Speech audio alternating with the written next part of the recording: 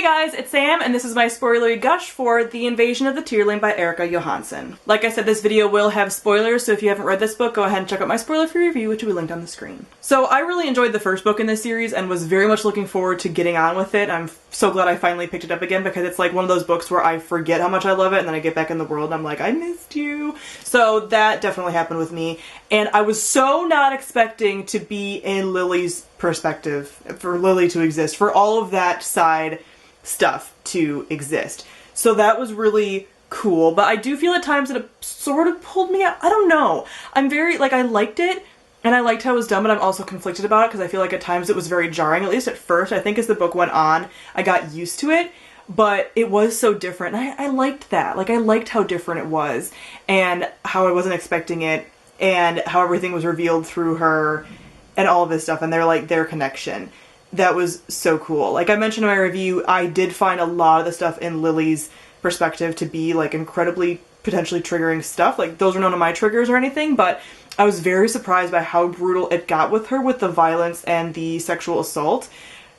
That was very hard to read. Like I don't know if I've ever read something that brutal regarding like abuse and sexual assault on a page before. So I think that it needed to be done, but at the same time it was just like, ooh, it was hard sometimes to read those things, obviously, and it's supposed to be. I liked seeing Kelsey continue to grow as a character. I found her just wonderful and her growth wonderful within the first book, but within this book I found it even more so. I really like her struggling with her powers and her dark side, and all of the things that she blamed her mother for, but then she sees it's not as simple as she thought it was, and her making like the wrong decisions and stuff like that over and over, but also knowing she's making the wrong decisions, that there aren't any right decisions in this, and like what she's supposed to do. I thought that was really interesting. Like when she started to really, like when she started to cut herself and she started to like torture, you know, the prisoner or whatever, I forgot the guy's name, but when she was doing all of that and like feeling her inner darkness or whatever, and then knowing that she has to put a stopper on that, otherwise she can turn into another Red Queen, like that was really interesting, and I like just seeing her journey. I just really like her as a character. I really connect to her as a character.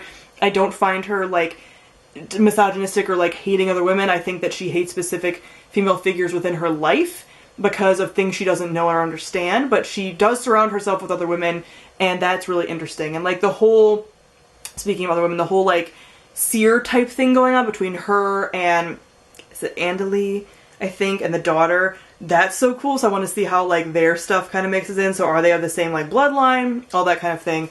That's cool. And that like it's like walking into the past. So this whole like time travel thing happening, like are they in another dimension or are they in the past? I feel like it's the past based on the Sapphires and the Red Queen wanting them so she can go back and correct things about her life. So it's kind of like they are back in like a medieval time. Like what exactly is that? So that's really, really cool.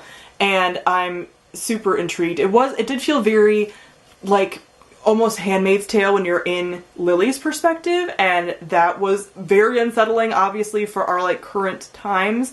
This is a fairly recent book, but still hasn't been since like the election and everything like that in America. So it was one of those like, oh god, this is so close to home kind of things happening, which was unsettling, but it was really well done, and I'm really interested to find out in the end like how this all ties together. Is it time travel? Like what is it exactly? So cool. I do like how these books don't really focus on romance, but that there was a little bit of a romantic element between her and Penn, which I ship so hard. Like when I know it's not going to be like a really big romantic plotline and take away from the plot, like I feel like I ship it even harder. That happened with the Dragon and Agnieszka in Uprooted, which is obviously even more romance than this is. But like, oh my god, like when I'm only getting like little snippets and how he just like, I have a thing for like queens guards being in love with their queens or like princesses or whatever. Like it's a trope that I really like because they have to kind of like keep apart and like all this stuff. I really like it. I just really like it. So especially when like the power like dynamic things are handled really well and everything else. So when I saw that happening, I was like, oh my god. Oh my god. And like she doesn't know, like she didn't know for a while that like he loved her, and it's just and the Mace can see it and he's like, you can't do this, dude, like this happens to everybody, blah blah blah, and he's just like, it hurts. I like it a lot though, but I'm glad it's not like a huge plot point or anything. So yeah, but I love them. my gosh, I just love them so much. I continue to love the Mace. I like that we learned more about him and where he came from and his really sad past. Like, so... And, like, him as a father figure for her, like, is... It just speaks to me in his, like, disappointment in her. Although I do think that he judges her a little too harshly sometimes. I do like how he doesn't necessarily get mad at her, he just gets disappointed. And that whole interesting dynamic. I also really liked seeing more of the Red Queen and finding out that she's a Raleigh and that she's the girl. Like, I suspected that she was the kid in the picture when we saw the picture. But having that be, like, fully revealed was really cool. And more stuff about, like, Fell and all that kind of stuff. Like, I want to know more about that. Like, he was a person, or was he not? Was he ever a person? And how do we come from, like, our world into this? And, like, how does magic... Was magic in this world, or is it just the past? Like, I have a lot of questions.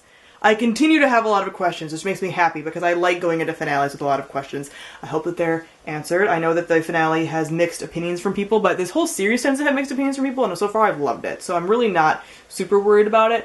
But anyway, I like seeing the Red Queen stuff and finding out that she's not as despicable as we originally thought. Like, she's a really multi-dimensional, complex female character, which makes me so happy. And when her and Kelsey interacted, that was like some of my favorite moments because you just see that they're not so different and like how Kelsey could turn into that too and how the Queen isn't all bad, you know, like there's moments when she's saying that she needs to give her soldiers some rest and all this stuff where it's just like, it's not just this one-dimensional everything you do is evil character, because I think that's such a lazy way to do a villain, and she's not like that, which makes me very pleased. Really intrigued to see how the whole Lily thing plays out. Obviously, I think, is Lily gonna end up being a Tear? Like, yes, because she names the kid. Okay, so yes, that's hinted that she's gonna name her kid Jonathan, and Jonathan is Jonathan Tear, who ends up dying, blah, blah, blah. So, and then, like, the Fell guy has something to do with that. And the Fetch! And the Fetch. So, I'm very intrigued about that. Who is the Fetch exactly? Is he part of the people that we've already met and stuff? And from the past, like, is he one of those people? And what does that mean? And, like, so she's descended from Lily and all this stuff. I'm really excited. It's such an interesting trope that I feel like people try to pull off and just don't. It's not really a trope. It's like a theme. That whole, like, fantasy that's not really fantasy because it's kind of sci-fi because it's the future and, like, we're the past and all that kind of stuff. I'm intrigued. I have lots of questions still, and I'm very excited to know more. And I feel as though this finale is going to be a good one for me. Hopefully. Hopefully. And I hope to finish it before the end of the year, but we'll see if that happens. So comment down below and let me know what you thought of the invasion of the Tearling. Thank you all for watching, and I'll see you guys soon. Bye!